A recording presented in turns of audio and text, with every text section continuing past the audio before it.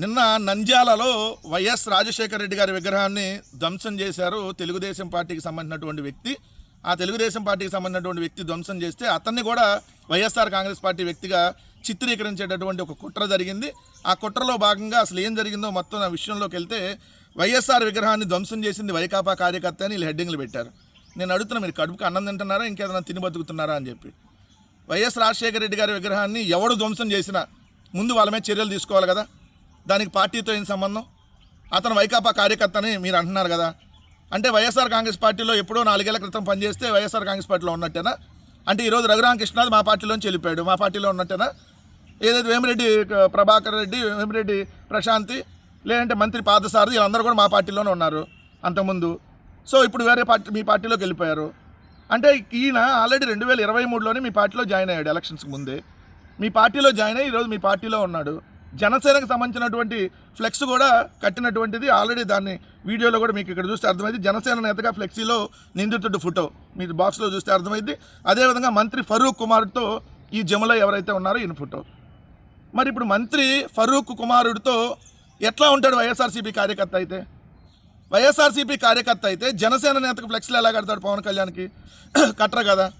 అంటే ఇప్పుడు ప్రస్తుతం అతను కూటమిలో ఉన్నాడు అనేది క్లియర్గా అక్కడ అర్థమవుతుంది కదా. రెండవది, ఇక్కడ ఎంత దారుణమో చూడండి.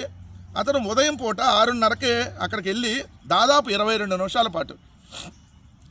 నిమిషాల పాటు నంద్యాలలో ఉదయం పూట ఏదైతే రద్దీగా ఉండేటటువంటి సెంటర్లో అతను తల నరుగుతూ ఉంటే, ఏదైతే రాజశేఖర రెడ్డి గారి విగ్రహాన్ని తల నరుగుతూ ఉంటే 22 నిమిషాలైనా పోలీసులు రాలా. ఈ సంఘటన వాళ్ళే వీడియో తీపిచ్చారు, తెలుగుదేశం వాళ్ళే వీడియో తీపిచ్చారు. మీకు చూస్తే అర్థమవుతూ ఉంటుంది. చివరిలో కూడా అతను తలకాయ పట్టుకొని ఆ కెమెరా వెనక చూస్తూ ఉంటాడు. తర్వాత మళ్ళీ అతను ఫోన్ చేస్తాడు ఎవరికో. ఇక్కడ చూడండి, ఈ ఇన్సిడెంట్ జరిగిన తర్వాత ఇమీడియట్గా 15-20 మినిట్స్కే తెలుగుదేశం పార్టీకి సంబంధించినటువంటి 15-20 మినిట్స్కే తెలుగుదేశం పార్టీ సోషల్ మీడియాలో ఇతను అంతకుముందు వైఎస్ఆర్ కాంగ్రెస్ పార్టీలో ఉన్న ఓ చిన్న ఫోటో వస్తుంది. ఏది నంద్యాల ఎక్స్ఎమ్మెల్యేగా ఉన్నటువంటి శిల్పా రవిశేఖర రెడ్డి గారితో ఉన్నటువంటి ఫోటో. శిల్పారావు గారితో ఉన్నటువంటి ఫోటో వెనక ఎక్కడో ఉంటాడు. ఆ చిన్నది కనపడకుండా ఈయన అతనే అని చెప్పి వాళ్ళు తెలుగుదేశం సోషల్ మీడియా ట్రోల్ చేస్తే స్టార్ట్ చేసిద్ది అనమాట. మరి ఇది పక్కా కుట్ర ఎవరిదో ఇక్కడ అర్థం కావట్లేదా? రెండోది, ఇక్కడే చూడండి, ధ్వంసం చేయడానికి సులువుగా ఉంటుందని శ్రీనివాస సెంటర్లోని వైఎస్ఆర్ విగ్రహం ప్లాస్టర్ ఆఫ్ ప్యారిస్తో తయారైంది. రాతి విగ్రహం అయితే ధ్వంసం చేయడం కష్టమవుతుందనే ఉద్దేశంతో ఈ విగ్రహాన్ని జంబులయ్యే ఎంపిక చేసుకున్నట్టు పోలీసులు గుర్తించారు. దీనికోసం ఆయన ముందే పన్నాగం రూపొందించుకున్నట్టు తేల్చారు. ధ్వంసం చేస్తున్నప్పుడు కొందరు ఆపడానికి ప్రయత్నించగా వాళ్ళపై రాళ్ళు విసిరారని, సో ఇవి ఎవరి ప్రోద్బలంతో ఇవన్నీ చేశాడనే కుట్ర కోణంలో పోలీసులు విచారిస్తున్నారు. విగ్రహం ధ్వంసంపై తప్పుడు ప్రచారానికి పాల్పడితే కేసులు నమోదు చేస్తామని హెచ్చరించారు. ఇక్కడ ఆ విగ్రహాన్ని కావాలని వాంటెడ్గా సెలెక్ట్ చేసుకున్నాడు అనేది పాయింట్ నెంబర్ 1. మీరు రాసిందే కదా పోలీసు విచారణలో తేలిందని. మరి ఇతను మెంటల్ ఉంది, పిచ్ సర్టిఫికెట్, ఇతను మానసికంగా సరిగ్గా లేదని చెప్పి ఎలా చెబుతారు? వాంటెడ్గా సెలెక్ట్ చేసుకున్నాడని మీరే రాస్తారు. రెండోది, ఏదైతే అక్కడ అతనికి మానసిక స్థితి సరిగ్గా లేదని చెప్పి 2026 సెప్టెంబర్లో ఇచ్చినట్టుగా సర్టిఫికేట్ తీసుకొని వచ్చారు.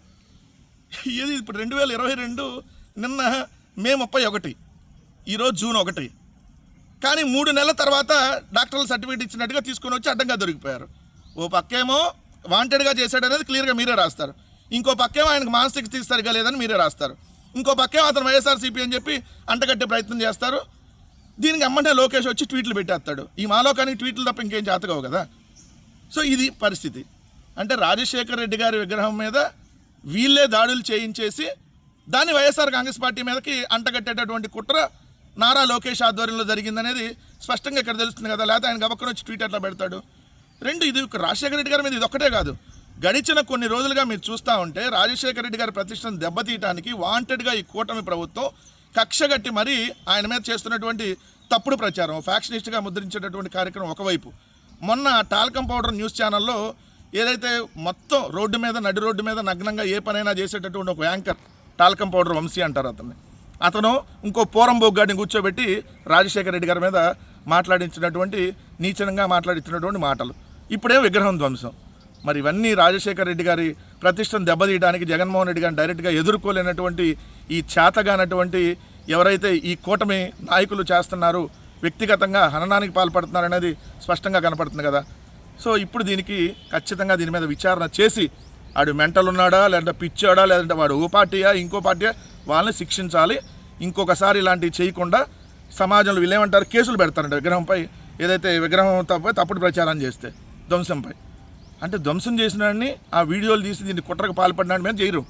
ఎవరైతే క్వశ్చన్ చేస్తారో వాళ్ళ మీద కేసులు పెడతారంట. అంటే ఈ కూటమి ప్రభుత్వానికి ఇలాంటి తప్పుడు కేసులు అలవాటే.